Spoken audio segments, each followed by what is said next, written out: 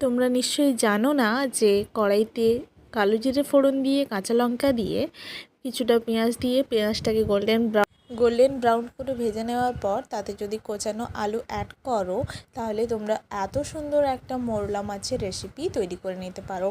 আলুকে আমি কেটে ধুয়ে রেখেছিলাম, তারপর এখানে কড়াইতে অ্যাড করেছি আলুর উপরে অ্যাড করেছি সামান্য লবণটা তোমরা তোমাদের আলুর কোয়ান্টিটি অনুযায়ী দিতে পারো। তারপর কিছুক্ষণ ঢাকিয়ে আমি আলুটা ভেজে নেব। আলুটা যখন হালকা ফ্রাই হয়ে যাবে তারপর এখানে টমেটো অ্যাড করব। টমেটোটা হালকা কুক হয়ে গেলে তারপর আলুর সঙ্গে ভালো করে মাখিয়ে নেওয়ার পর এখানে কিছু মশলা অ্যাড করছি। এখানে হলুদ গুঁড়ো, জিরে গুঁড়ো, ধনে গুঁড়ো অ্যাড করেছি। মশলার সঙ্গে আলুকে ভালো করে কষিয়ে নেওয়ার পর এখানে অ্যাড করব আমি আগে থেকে তৈরি করে রাখা সর্ষের বাটাকে আমি ভালো করে বেটে নেওয়ার পর জল দিয়ে ছেঁকে নিয়েছি। এখানে শুধু সর্ষে বাটার জলটাই ইউজ করছি আর সামান্য নর্মাল ওয়াটার।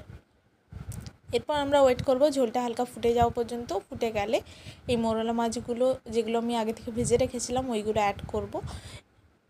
ঝোলটা ফুটে যাওয়ার পরেই অবশ্যই মোরলা মাছগুলো তখনই অ্যাড করতে হবে, নইলে সেরকম টেস্ট হয় না। মোরলা মাছের সঙ্গে আলু ভালো করে মাখানো হয়ে গেলে সামান্য সরষের তেল, গরম মশলা দিয়ে ধনেপাতা দিয়ে পরিবেশন করুন। এটা সম্পূর্ণ রেডি হয়ে গেছে সার্ভের জন্য। Thanks for watching, tata.